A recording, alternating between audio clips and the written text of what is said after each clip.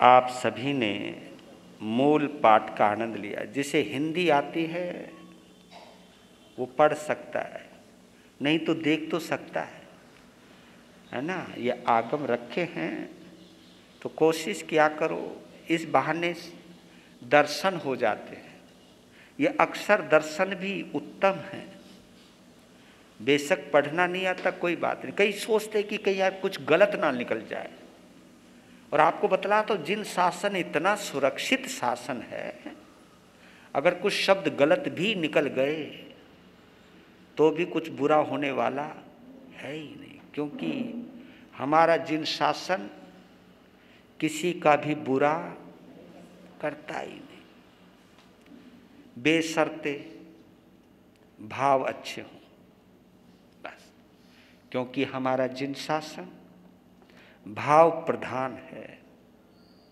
अगर भाव और भावना दोनों अच्छी हैं, शब्दों में कुछ गड़बड़ भी हो गई तो चलेगा, भाव और भावना में गड़बड़ नहीं होनी चाहिए।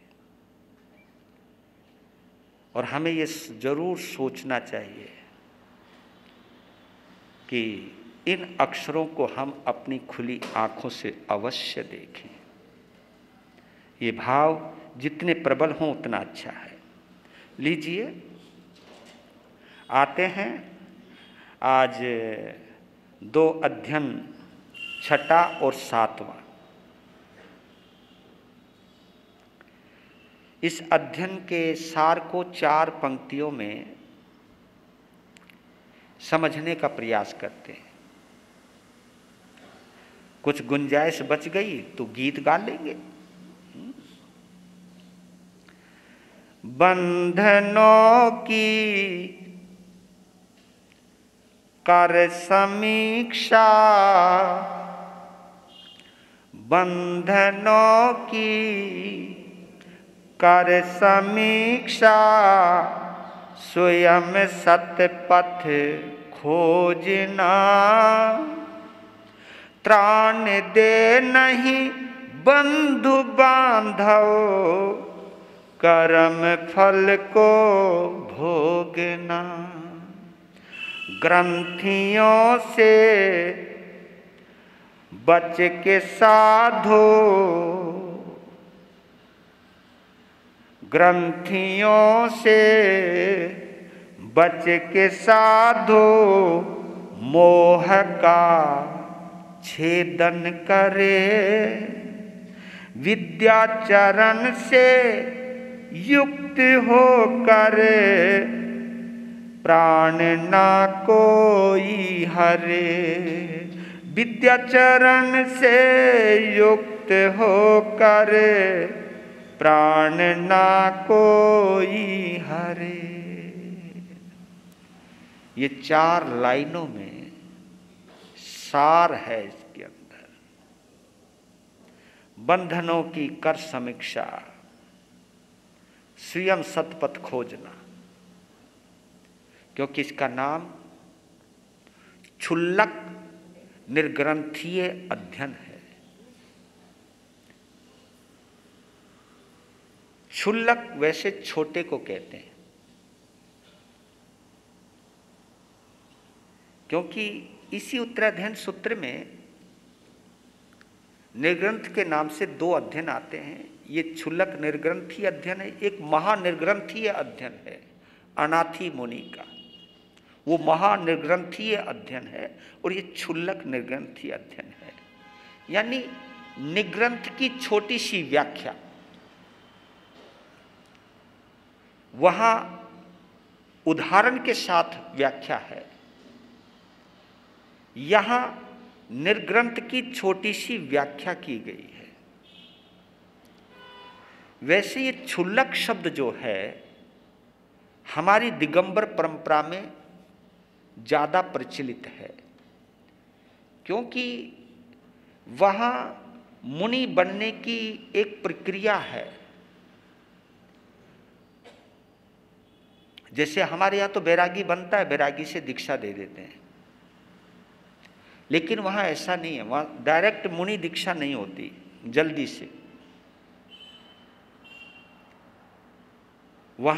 वहाँ मुनि बनने का एक अभ्यास करवाया जाता है।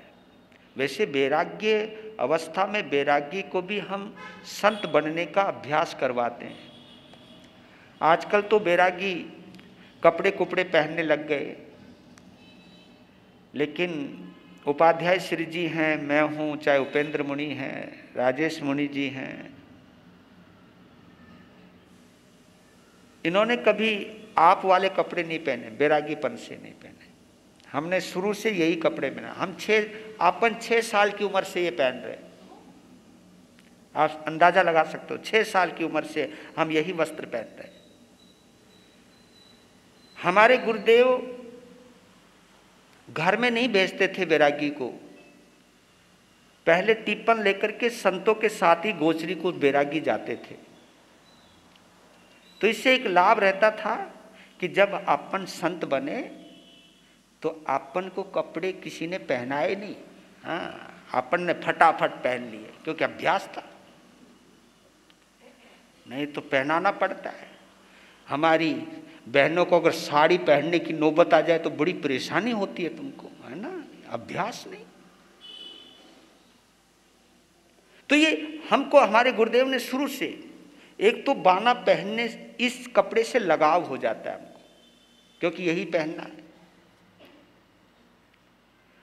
और गोचरी को इसलिए जाते थे कि जाते जाते गोचरी लेने की विधि आ जाए, गोचरी के नियमों का पता लग जाए, कहां से कैसे लेना है, क्या लेना है, किस तरह लेना है, ये सब सीख ले। पहले ऐसी प्रक्रिया से गुजरते थे। आजकल तो बैरागियों को राजकुमार बना के रखा जाता है, और कुछ तुम लोग भी बनवा देते हो ना जी, छोटा सा जी, ले लो जी, ये लो, ये वो लो। लेकिन हम जिस रास्ते पर चलने वाले हैं हमें उसी का ही अभ्यास करना चाहिए। हमें इस बाने से प्रेम नहीं होगा तो अचानक जो परिवर्तन आएगा पता नहीं उसमें दिल लगेगा या नहीं लगेगा। और हम बचपन से ही पैदल चले, 6 साल की उम्र से हमने पैदल विहार किया, हमने कभी गाड़ी का प्रयोग नहीं किया।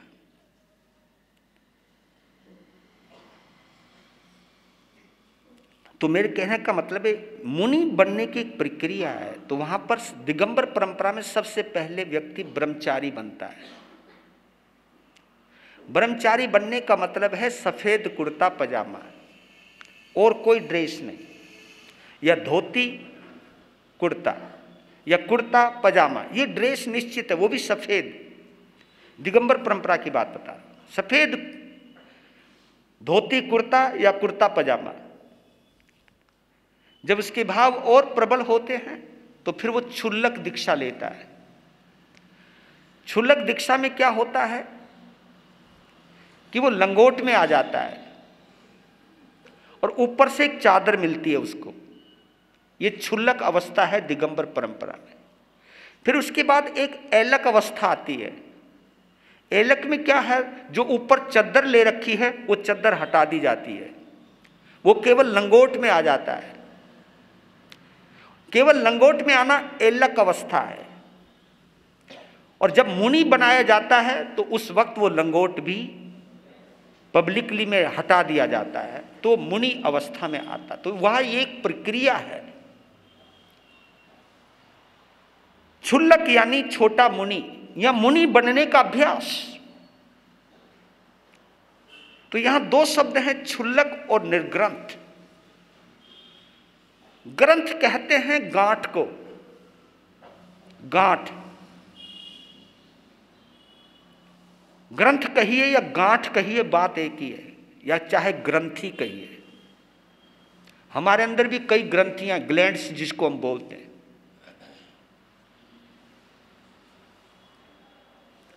उन ग्रंथियों का खेल चलता है इस शरीर के अंदर। और इस शरीर के अंदर एक ग्रंथि की जगह एक और शब्द आता है। ग्रंथि तो है ही अलग, वो तो है ही, वो सब ग्लैंड्स हमारे अंदर है, लेकिन एक शब्द और आता है ट्यूमर, जिसका नाम सुनते ही आदमी डर जाता है। जबकि ट्यूमर भी एक गांठ ही तो है।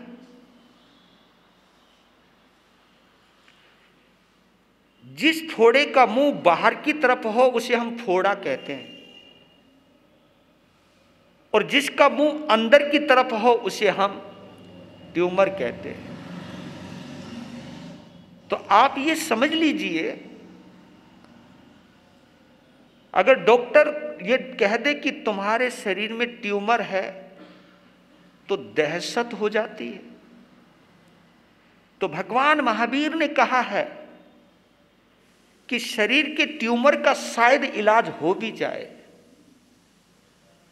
तो लेकिन जो अंदर के ट्यूमर हैं, क्रोध, मान, माया, लोभ, ये भी तो एक ट्यूमर है। ये आत्मा के ट्यूमर है। ये आत्मा को दर्द देते हैं। ये आत्मा को गति दुर्गति में भटकाते चलते हैं।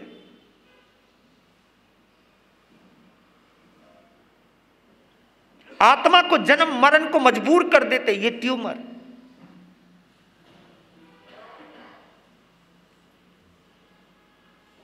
कंप्यूटर को एक चीज से बड़ा खतरा रहता है, उसको वायरस कहते हैं। आपके मोबाइल में, आपके कंप्यूटर में अगर वायरस आ जाए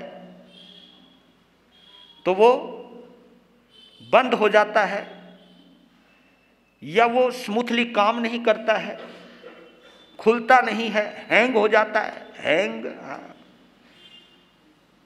आप लोग कभी कभी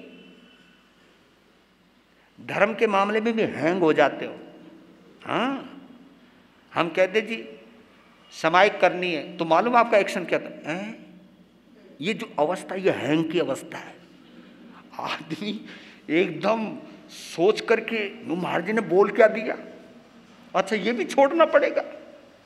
नियम करवा दें या कुछ कह दें तो आप सोचने को मजबूर हो जाते, एकदम मुंह खुला का खुला रह जाता। ये हैंग की अवस्था है। ये हैंग की अवस्था क्यों पैदा होती है? क्योंकि अंदर इच्छाएं, मोहनीय कर्म, नहीं ये नहीं कर सकता मैं, ये नहीं हो सकता मेरे से। अंदर की इच्छाएं, अंदर की वासनाएं, अंदर की तृष्णाएं हमको हैंग कर देती। ये आत्मा के वायरस। तो बंधनों की कर समीक्षा, स्वयं सतपथ खोजना, यानी हमें अपने बंधनों को, इनको बंधन भी कहते हैं क्योंकि गांठ बिना बंधन के नहीं होती है। गांठ बिना बंधन के, जब हम रस्सी में बंधन डालते, धागे में बंधन डालते, तो वही इसको हम गांठ भी कहते हैं। तो बंधनों की कर समीक्षा, स्वयं सतपथ खोजना। तो भगवान महावीर इस अध्ययन के माध्यम से बता रहे हैं कि ये हमारे अंदर आत्मा में जो वायरस आ गए हैं, कसायों के, 18 पापों के, विषय और कसायों के, इस वायरस को अगर तुम भगाना चाहते हो तो तुम्हें मैत्री भाव में आना ही होगा। क्योंकि राग और द्वेष जब तक प्रबल रहेंगे, हमारी गांठ, हमारा वैर भाव मजबूत रहेगा। और जब तक ये वैर भाव रहेगा, द्वेष भाव रहेगा, हमें अंदर से कोई चैन से रहने नहीं देगा। इसलिए आपको एक बात गहरी और बतला देता हूं, दुनिया के किसी शख्स में ताकत नहीं है जो हमको परेशान कर सके। रिपीट कर रहा हूं, दुनिया के किसी भी शख्स में ताकत नहीं है जो हमें परेशान कर सके। हमें परेशान कोई और नहीं, हम अपने आप को ही खुद परेशान करते हैं। क्रोध अपना, मान अपना, माया अपनी, लोभ अपना, राग अपना, द्वेष अपना, 18 पाप अपने। और इन पापों के जरिए जो भी तुम पाप कर रहे हो, किसी को दुखी कर रहे हो, किसी को पीड़ित कर रहे हो, तो उस पीड़ा के, उस दर्द के जो भी कंपन हैं वो पूरे ब्रह्मांड में फैलते हैं, और वो हमारी ही तो कमाई है। तो भगवान महावीर ने बड़ी गजब की बात कही। जीव वहो अप वहो, जीव दया अपनो दया होई। भगवान महावीर कहते हैं कि अगर तू किसी को मारता है, किसी को मारता, जीव वहो, जीव वध, अगर तू किसी का वध करता है, किसी को मारता है, जीव वहो अप वहो, तू किसी और को नहीं मार रहा बल्कि उसको मारकर खुद को मारने का इंतजाम कर रहा है। तू किसी को नहीं रुला रहा बल्कि रुला करके खुद रोने का इंतजाम कर रहा है। यह भगवान महावीर की कर्म फिलॉसफी है, यह कर्म सिद्धांत है कि तू किसी के साथ बुरा नहीं कर रहा है बल्कि किसी के साथ बुरा करके अपने साथ बुरा करने का पूरा इंतजाम कर रहा है। तो जब भी तुम्हारी आंखों में आंसू आते हैं, वो आंसू उन आंसुओं की याद दिलाते हैं जो आंसू कभी आपकी वजह से किसी की आंखों में आए हैं। उनके आंसू ही लौटकर हमारे पास आते हैं। जब भी आप खुश होते, खुशी आती है, हंसी आती है, ये हंसी भी आपने खुद कमाई है। इसलिए भगवान कहते हैं कि अप्पा कत्ता विकत्ताए, अपने सुख दुख का कर्ता भोगता तू खुद है, खुद। और आपको एक गहरी और बात बता दूं इसी के साथ, कि भगवान महावीर अपने साथ भक्तों की बहुत बड़ी भीड़ इकट्ठी नहीं कर पाए। उसकी एक वजह ये रही कि भगवान ने किसी को भी ये आश्वासन नहीं दिया कि तू कुछ भी कर, मैं तेरे साथ हूं। हाँ, कुछ भी कर, मैं तुझे माफ कर दूंगा, तू मेरा नाम लेना, मैं तुझे माफ कर दूंगा। ये भगवान ने, इसीलिए भगवान महावीर के अनुयायी ज्यादा नहीं हो पाए। भगवान महावीर ने एक ही बात कही कि मैं तुम्हें रास्ता बता सकता हूं। जिस आनंद को मैंने प्राप्त किया है, जिस रास्ते पर चलकर मैं उस रास्ते की सूचना दे सकता हूं, चलना तो तुम्हें पड़ेगा। तुम्हारे जीवन में ये तकलीफें क्यों आई हैं ये बता सकता हूं, लेकिन उन तकलीफों के आने के कारणों को जानना और छोड़ना तुझे ही पड़ेगा। इतनी साफ गोई, इतनी ट्रांसपेरेंसी, इतनी पारदर्शिता उसी के अंदर आती है जिसके अंदर राग और द्वेष नहीं होता। नहीं तो राग में आकर के तो हम भी तुम लोगों को बहका देते, तू टेंशन ना ले, मैं हूं ना।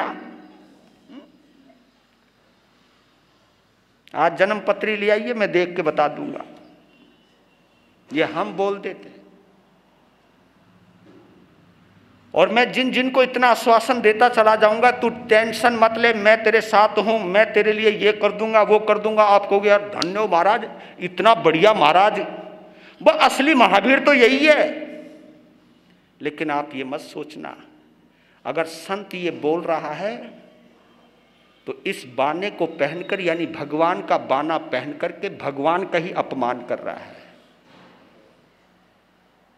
मैं केवल तुम्हें सावधान कर सकता हूं। तुम किसी कष्ट से पीड़ित हो तो मैं तुम्हें यह कह सकता हूं कि कभी तुमने कष्ट दिए थे तो उसको तुम संभाव से भोग लो, बुरे भाव मत लाओ। जितना बिगाड़ होना था बिगड़ लिया, अब और बिगड़ने मत दो, ये मैं कह सकता हूं। तो दो शब्द दोहरा लेते गीत में भी, है ना। वीर प्रभु के अंतिम वाणी सुन लो और सुना लो, जीवन धन्य बना लो, जीवन धन्य। विद्याहीन पुरुष ही जग में अपना दुख बढ़ाते, इस अनंत भव सागर में वे बहुरी पीड़ा पाते। अज्ञान अविद्या दुख का कारण, अज्ञान अविद्या दुख का कारण, इनको आज मिटा लो, जीवन धन्य बना लो, जीवन धन्य। जन्म मरण और बंधन की करके स्वयं समीक्षा, स्वयं सत्य की खोज करे, रख मैत्री की आकांक्षा। जो जीवों का हो हितकारी, जो जीवों का हो हितकारी, ऐसा सत्य जगा लो, जीवन धन्य बना लो, जीवन धन्य। अपने सम सब जग को देखें, ये महावीर की उन घोषणाओं से एक घोषणा है। अपने सम यानी अपने समान, अपने सम सब जग को देखें, सबको जीवन प्यारा। वैर भाव से उपरत होकर बने नहीं हत्यारा। बिना दिए तिरण भी न लेवे, बिना दिए तिरण भी न लेवे, परिग्रह सारे टालो, जीवन जीवन धन्य। भगवान महावीर यही कहते कि जो तू है वही सामने वाला है। इसलिए वो कहते कि अपना सत्य में से जा। अगर तू सत्य को पाना चाहता है, अगर तू सच्चाई को जानना चाहता है, तो किसी के कहने से नहीं जानेगा, स्वयं के अनुभव से जानेगा। और आपको मैं बतला देता हूं, मैं नहीं भगवान बोलते हैं, मैं जो भी कह रहा हूं उससे आपका ज्ञान तो बढ़ सकता है। ज्ञान, ज्ञान यानी जानकारी। जानकारी एक अलग चीज है और ज्ञान एक अलग चीज है। ज्ञान अनुभव होता है, जानकारी में अनुभव की कोई जरूरत नहीं रहती। तो इसलिए कहते कि जो भी मैं आपको बोल रहा हूं उससे आपकी जानकारी तो हो सकती है। भगवान ने यहां ये बोला है, यहां ये बोला है, यहां ये बोला है, इससे जानकारी हो सकती है। लेकिन वो ज्ञान अगर नहीं हो पाया, यानी आपके जीवन का हिस्सा नहीं बन पाया। ज्ञान उसको कहते हैं जो जाना है वो जीवन में आ जाए, वो ज्ञान है। जो केवल आपके स्मृति कोश का, मेमोरी का हिस्सा बन जाए, वो जानकारी है। जानकारी कभी भी आपसे अलग हो सकती है, लेकिन अनुभव कभी भी आपसे अलग नहीं हो सकता। राग द्वेष के बारे में सुनना और बोलना आपके लिए भी आसान है, मेरे लिए भी आसान है। ये राग द्वेष के बंधन हैं, इनका फल सभी को भुगतना पड़ेगा, ये जानना आसान है। लेकिन इसे महसूस करना और इससे पिंड छुड़ाना, ये ज्ञान है। तो महावीर इसलिए कहते कि ज्ञान क्रियाभ्याम मोक्ष है। ये शब्द ऐसे नहीं आया, ज्ञान क्रियाभ्याम मोक्ष है। पढ़मम नानम तवो दया, पहले ज्ञान फिर दया, ये ऐसे नहीं बोला उन्होंने। पहले जानो फिर दया, यानी उसको जीवन में ढालो, जीवन में उतारो। तो एक ही चीज आ जाए ना हमारे में और तुम्हारे में, मैं कहता हूं समाज का वातावरण बिल्कुल सुरम्य हो जाए। जो भगवान ने, अगर हम अपनी गांठ को, अपने ग्रंथि को कमजोर करना चाहें या निग्रंथ बनना चाहें, पहले आप श्रावकपने में भी उपयोग कर सकते हो। हमें तो करना ही चाहिए क्योंकि हम तो निर्ग्रंथ हैं। पर लेकिन करें क्या, हम में भी कहीं ना कहीं ये ग्रंथियां ज़्यादा ही घुस गई हैं, तो हमें बचना है। और इस उत्तराध्ययन सूत्र को ध्यान में करते करते, ध्यान में लाते लाते भगवान को जीने का अभ्यास करना चाहिए। लीजिए 7वां अध्ययन, क्योंकि समय सीमित है। ये 7वां अध्ययन भी बड़ा जबरदस्त है, अद्भुत है। 4 लाइनों में सुने। अल्प सुख की प्राप्ति है तो विषय सुख को भोगना,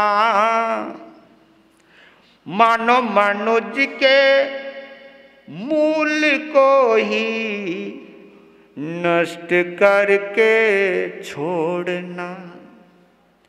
प्राप्त होती, ये हमारे में और तुम्हारे में ये चीज आ जानी चाहिए, प्राप्त होती त्याग से ही, प्राप्त होती त्याग से ही उच्च गति की योग्यता, प्राप्त होती त्याग से ही उच्च गति की योग्यता। सप्त अध्ययन से वरण हो श्रेय पथ की दिव्यता, सप्त अध्ययन से वरण हो श्रेय पथ की दिव्यता। अल्प सुख की प्राप्ति है तो विषय सुख को भोगना। क्षणिक सुख के लिए एक बड़ी मुसीबत मोल ले लेना। जब आप खाते हो, सच बताओ, वो खाया हुआ पदार्थ आपकी जीभ पर कितनी देर रहता होगा? बताओ ना, कितनी देर रहता होगा? जो भी आप खाते हो, चाहे खाते हो, चाहे देखते हो, चाहे सूंघते हो, चाहे छूते हो, चाहे करते हो, कुछ भी आप समझ लीजिए, उसका पीरियड बड़ा छोटा सा होता है, कोई ज्यादा नहीं। खाने का, देखने का, है ना, छूने का, सूंघने का, ये सब पीरियड बहुत छोटा सा होता है। लेकिन इसी पीरियड के अंदर, इसी दौरान अगर आपने असंयम रखा तो एक छोटी सी भूल आपके लिए शूल बन सकती है। और बताऊं, इसमें मुख्य रूप से शुरुआत जिससे करी है, हमारी 5 इंद्रियां हैं। 5 इंद्रियों में एक इंद्री बड़ी महत्वपूर्ण है, और उसी इंद्री के बलबूते पर सारी इंद्रियां उछाले मारती है। कौन सी? हाँ। और बताऊं आपको, हर इंद्री का एक एक काम है। आंख केवल देख सकती है और कुछ नहीं कर सकती, कान केवल सुन सकते और कुछ नहीं कर सकते, नाक केवल सूंघ सकती है और कुछ नहीं कर सकती है, ये शरीर केवल छू सकता है और कुछ नहीं कर सकता। लेकिन ये जीभड़ी जो है ना, वह गजब है। इसके एक नहीं बल्कि 2 काम है, एक तो खाने का और एक बोलने का। ये 2 काम एक यही इंद्री करती है। और बताओ, खाने में गलती करोगे स्वास्थ्य खराब हो सकता है, बोलने में गलती करोगे रिश्ता खराब हो सकता है। इसी के ऊपर आपका शारीरिक और सामाजिक और पारिवारिक जीवन चलता है। उस इंद्री का नाम है रस इंद्री। इसको कहते हैं जिह्वा।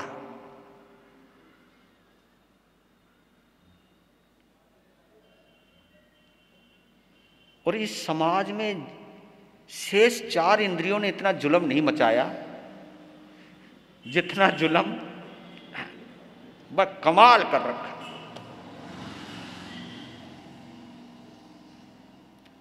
इतने जने जो चुपचाप बैठे हो ना, वो भी इसी की वजह से मैं बोल रहा हूं। और कमाल है, इस जिह्वा में अमृत भी है और इसमें जहर भी है। वैसे इसका नाम बोला रस इंद्री, इसलिए मेरी बहनों रस घोला करो। जब नाम ही इसका रस इंद्री है तो थोड़ा रस घोला करो, ये जहर क्यों घोलते रहते हो? तो आप इतना जरूर देखना, क्योंकि ये रस इंद्री सभी इंद्रियों की मुख्य मानी गई है, क्योंकि खाने से ही ये शरीर चलेगा, है ना। शरीर भी, ये स्पर्श इंद्री भी तो इसी से चल रही है। आंखों के अंदर जो ये चमक है, जब कुछ अंदर जाता है ना, जब तुम्हारी अठाई होती है तो आंखें कैसी होती हैं, जब माल अंदर होता है तो आंखें कैसी होती हैं। तो ये सब चीजें आप ये चीज चेक कीजिएगा। तो यही बात है, यहां पर जो उदाहरण दिए गए हैं, जो सबसे पहला उदाहरण दिया गया है वो मेमने का दिया गया है, बकरे का दिया गया है। इसलिए इसका नाम उरभ्रीय अध्ययन है। नाम पहला इसी का यही रखा है, उरभ्रीय। उरभ्र जो है बकरे को भी कहते हैं, मेंढे को भी कहते हैं। एक सेठ के यहां पर 3 प्राणी पल रहे, एक तो बकरा, एक गाय और एक बछड़ा। बछड़ा कहते हैं गाय के बच्चे को। एक बकरा, एक गाय, एक बछड़ा। और क्या करता है मालिक? बछड़ा देख रहा है ये सारा खेल कि मेरी माँ इसे दूध भी देती है, सुबह शाम आ जाते हैं निकालने के लिए, दूध पीते हैं, लेकिन मेरी माँ को ये सूखी घास डालते हैं। और वो भोलेनाथ, बछड़े का दिल बड़ा खराब होता था उस बकरे को देख देख के। एक तो चमक रहा, ऐन मोटा मुस्टंडा, उसकी मालिश हो रही और उसे माल खिला रहे। और वो सोच में पड़ गया कि कमाल है, दूध मेरी माँ, और मेरी माँ का दूध भी इसी को पिला देते, इसी की घी की मालिश करते। तो माँ से पूछा बछड़े ने कि माँ, हमारे मालिक हमारे साथ इतना भेदभाव क्यों करते हैं? उसको इतना माल खिलाते हैं और तुझे सूखी घास खिलाते हैं। कहा कि बेटा, ये सूखी घास में मजो है। क्यों? उनका थोड़े दिन देख। फिर आयो एक मेहमान आया और उस मेहमान की उतारी आरती। आरती उतारने के बाद अंदर बैठाया। मालिक आए बाहर, बकरे को पकड़ा और बकरा समझ गया। जब पहले मालिश करते थे वो हाथ कुछ और था, लेकिन जब हाथ फिर उसका कान पकड़ा वो समझ गया, क्योंकि हाथ में खंजर भी है। जब खंजर से उसका गला काट दिया, बछड़ा तो दुबक के बैठ गया। माँ ये क्या हुआ? न के बेटा, जो खाएगा डट के वही सहेगा झट के। ये माल निकल गया सारा और हमें कुछ नहीं होने वाला, क्योंकि हम सुखी।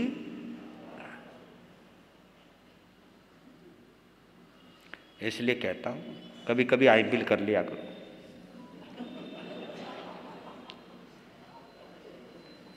कभी कभी आई बिल कर लिया करो। आज कूपन जाना चाहिए, कूपन ओपन है, कूपन है ना, ले जाइएगा। क्योंकि जीवन में ये कहता हूं कि जरूर, क्योंकि जिसका खाने में ज्यादा रुचि है, पीने में ज्यादा रुचि है, और इसके अंदर ये भी बताया गया, ये भी समझाया गया कि थोड़े से सुखों के लिए आप कितने दुख में डाल लेते हो अपने आप को। और थोड़े से दुख का अगर हम महसूस कर लें, यानी अपने पे संयम रख लें, तो उस संयम के द्वारा आप दिव्य गति प्राप्त कर सकते हो। आपकी मनुष्य की उम्र कितनी होगी? 80 साल की, और अब तो उम्र लगातार, अब तो ऐसा हो गया कि कोई 37 साल में जा रहा, कोई 30 साल में जा रहा। अब तो उम्र का कोई भरोसा नहीं, अब तो साइलेंट अटैक आने लग गए। क्योंकि आज आदमी का खान पान इतना बिगड़ गया है, इतना बिगड़ गया है कि आदमी को संभलने का मौका तक नहीं मिलता है। संभलने का मौका नहीं मिलता है। आदमी का खान पान खाने पे लगा है, नकद दे, आने दे माल, आने दे माल, आने दे माल, और निकल गया माल। कभी भी जा सकता है बंदा, इतना खतरे में। तो जो कम से कम हफ्ते में, महीने में कुछ ना कुछ पोषद, उपवास, आइंबिल, एकासन अगर कुछ करता है तो उससे आपका शरीर ही सुरक्षित होता है, शरीर निरोग हो सकता है, बीमारियों से बच सकते हो। तो यहाँ बताए कि मनुष्य की उम्र कितनी ज़्यादा, उस समय जब भगवान महावीर थे उस समय 100 साल की उम्र होती थी, वो रेशो आता था 100 साल की, जबकि भगवान महावीर की खुद की 72 वर्ष की उम्र थी। पर लेकिन रेशो जो आया है वो 100 साल का रेशो था, लेकिन वो रेशो गिरते गिरते 60-70 तक आ गया है, और इस आरे के एंड में तो ये 10 से 20 साल की उम्र तक पहुंच जाएगा, शरीर भी घट जाएगा। तो कहते कि इतनी छोटी सी उम्र के लिए जो तुम खान पान करके अपनी दुर्गति कर रहे हो, तो आप क्यों नहीं संभालते अपने आप को। ये भी एक उदाहरण है। एक उदाहरण और भी आता है, वही आम का भी उदाहरण आता है। आम का उदाहरण वही आप समझे, ये सब किस्से आप लोगों ने सुने हुए हैं।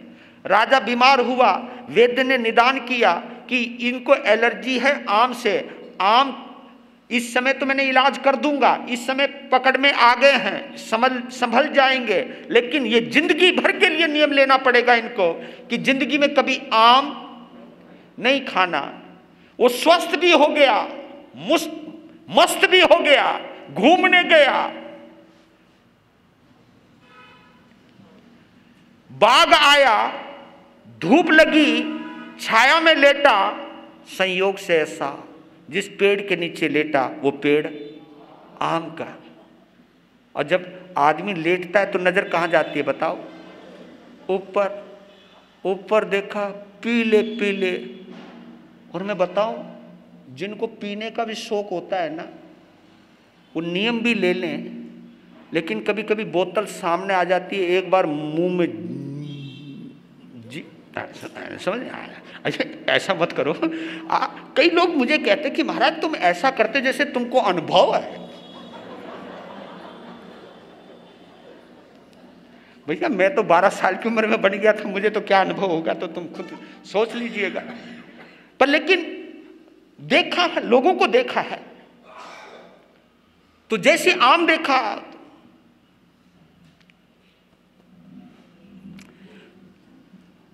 मंत्री साथ में, मंत्री ने कहा आम को मत देखो। अरे देखने से क्या होता है, देखने से क्या होता है, देखने से मर कोई जाऊंगा। हकीम ने बोला है खाना नहीं, देखने को मना नहीं किया। और पता नहीं उस बंदे ने कितनी तेज नजर से देखा, वो आम ही टूट के नीचे आ गया। और जैसे आम टूट के नीचे आया, गिरा भी उसकी छाती पर, एकदम लपक लिया। मंत्री ने कहा कि इसको छूना नहीं। अरे मंत्री मैंने कोई तोड़ा उसे, ये देखो ये भी मेरे बिना नहीं रह सकता। और फिर कहा यार एक छोटा सा टुकड़ा खा लूंगा तो क्या हो जाएगा। ये सब वही चल रहा है, अतिक्रम व्यतिक्रम, अतिचार और अनाचार, ये वही प्रक्रिया चल रही है। उसने खा लिया, तबीयत बिगड़ गई, तड़फने लगा, हकीम बुला लिया, हकीम आ गया, गर्दन हिला दी। हकीम ने कह दिया कि इस समय में इनकी जिंदगी एक फाड़ी के पीछे मौत हो गई। वो स्वाद कितनी देर आया होगा, जिंदगी से हाथ धो लिया। एक और भी उदाहरण, कई उदाहरण है इसके अंदर। तो एक और उदाहरण है कि एक भिखारी ने वर्षों तक भीख मांगकर 1000 कासारपन अर्जित किए। कासारपन सोने की मोहर हुआ करती थी, 1000 मोहरें इकट्ठी करी। ऐसे ऐसे भिखारी देखे जिनके खातों में करोड़ों रुपए, लेकिन अभी भी भीख मांग रहे। उसने इकट्ठे 1000 कासारपन, जब वो चला कहीं अपने देश के लिए चला होगा, कहीं जाने के लिए चला होगा, तो उसने रास्ते में खर्च करने के लिए जो छुट्टे होते ना, छुट्टे, तो उसको काकनी कहते, काकनी। काकनी यानी पहले 1 रुपए का 80वां भाग। ये उपाध्याय शरमन श्री फूलचंद जी महाराज ने उसकी एक परिभाषा कर रखी है काकनी की, कि 1 रुपए का जो 80वां भाग है, यानी कितना छोटा पैसा होगा वो। उसने कुछ इकट्ठी कर ली कि रास्ते में कहीं खाना पड़ जाए, खर्च करना पड़ जाए तो ये यूज कर लूंगा, और उसने एक नोली में बांध ली वो 1000 का सारपन। अब वो कहीं खाने बैठा तो भोजन किया तो 1-2 काकनी गिर गई होगी वहां। वो बहुत दूर निकल गया, उसने दिनी गिनी काकनी, है ना, काकनी गिनी, अरे यार 2 काकनी कम रह गई। अरे कहाँ रह गया? अरे वहीं तो खाया, वहीं गिरी थी यहाँ। अब वो वापिस आ रहा था, उसने क्या सोचा कि यार ये खतरा मेरे साथ है, जोखम, इसको कहीं मिट्टी में दबा देता हूं, पेड़ के नीचे दबा दिया। अब वो 2 काकनी लेने के लिए चल पड़ा। वहां जाके देखा तो वो 2 काकनी भी कोई और ले गया उठा के। जब वापिस आए ना, चल यार कोई बात नहीं, हमारी नसीब में नहीं थी। अब वो वहां आया जिस पेड़ के नीचे वो 1000 का सरपन छपाए दबाए थे, तो उनको कोई और ले गया। उसने देखा, ले गए, रोने लग गया, माथा पीटा, यार 2 काकनी के पीछे 1000 सोने की मोहरें गंवा दी। हम भी यही करते हैं। ये उदाहरण है, भगवान महावीर ने मतलब कितनी गजब के उदाहरण दिए हैं, लेकिन हमें नहीं समझ में आता है, हमें नहीं पता चलता है कि हम कर क्या रहे हैं। और भी उदाहरण है, 3 बेटे वणिक के, ये सोचा कि किस बेटे को घर का मालिक बनाऊं, परीक्षा लेनी चाहिए, एक फिक्स अमाउंट उनको दे दिया और कहा कि जाओ विदेश में, इतने वर्ष के बाद यहां आना और तुम क्या करोगे इसका मुझे दिखाना। तीनों चल दिए। अब सोच अपनी अपनी है, सोच अपनी अपनी है। एक ने सोचा कि बाप ने इतना पैसा दिया इसलिए दिया कि बेटा खूब खा, टेंशन लेने क्यों, काहे को चिंता करता, तेरे बाप ने इतना कमा रखा है, 7 पीढ़ियां भी खाएगी तो भी कमी नहीं रहेगी। तो मेरे बाप ने इतना पैसा इसलिए दिया कि जितना खा सके मौज कर। अजी वो तो लग गया मौज में, और मौज चलती कितने दिन, मौज चलती कितने दिन, पैसा हो गया खत्म, और कमा पाया नहीं बल्कि भीख मांग मांग कर उसने गुजारा किया। दूसरे ने क्या किया कि उस पैसे को ब्याज पर चढ़ा दिया, ब्याज से जो आया उससे खाता और मौज करता कि जब बाप बुलाएगा जितना दिया उसके हाथ में दे दूंगा, ये पकड़। लेकिन तीसरे ने क्या सोचा कि इतना पैसा होने के बावजूद भी अगर मेरे बाप ने कुछ देकर के भेजा है तो कुछ सोच के भेजा है, तो उसने उस पैसे को व्यापार में लगा दिया और उसको उतना कर दिया, कई गुना बढ़ा दिया उसको। जब बुलावा आया बाप का तो एक आया फटे पुराने कपड़ों में, दूसरा जैसे कपड़े में गया था वैसे ही आया, और तीसरा आया शान शौकत में, कपड़े, नौकर चाकर, गाड़ी, माल। बाप ने कहा भाई ये क्या, तो सबका हाल जब जाना तो बाप ने किसको मालिक बनाया होगा? जिसने एक के कई किए। तो हमारी स्थितियां भी यही बन जाती है। तो इसलिए कहते हैं एक छोटे से डबरे का पानी है और एक क्षीर सागर है, दोनों की उपमा है। देवता का जो सुख है वो क्षीर सागर के बराबर है, और मनुष्य का जो सुख है एक छोटे से डबरा, डबरा जानते हो, एक छोटी सी तलैया, तलैया के जितना ही पानी है, और वो क्षीर सागर है। देवताओं का सुख भी अगर पाना चाहते हो, लाखों अरबों वर्षों का अगर सुख पाना चाहते हो, तो उसके लिए साधना करनी पड़ती है, संयम पालना पड़ता है, अपने आप को काबू में करना पड़ता है, तब उसका फल अनंत गुना मिलता है। ये ये सब उदाहरण हैं, ये सब उरभ्रीय अध्ययन के अंदर बताया गया है। तो इसलिए मेरे बंधुओं, जीवन के अंदर इस आगम से ये सीख है प्रभु महावीर की, और ये सीख मैं इस समय दे रहा हूं बेशक से, लेकिन ये भगवान महावीर ने कब दिया था? अंतिम देशना में, यानी निर्वाण जाने से पहले 48 घंटों तक लगातार जो देशना दी है प्रभु महावीर ने। मेरे जैन बंधुओं, मेरी जैन बहनों, हम जैन संत साध्वी, हम सभी इस चीज को महसूस करें कि क्षणिक सुख के लिए, थोड़े से सम्मान के लिए, थोड़ी सी वाहवाही के लिए हम क्या से क्या करने लग जाते हैं। क्यों पुण्य को खर्च कर रहे हैं हम? ये चिंतामणि रतन जीवन को संभालने के लिए है, ना कि कौवा उड़ाने के लिए। क्योंकि कौवे को उड़ाने में इस चिंतामणि रतन को डालोगे तो कौवा इस चिंतामणि रतन को लेकर उड़ जाएगा, कुछ नहीं रहेगा। ये समझ जब आ जाए तो जीवन बदल जाएगा।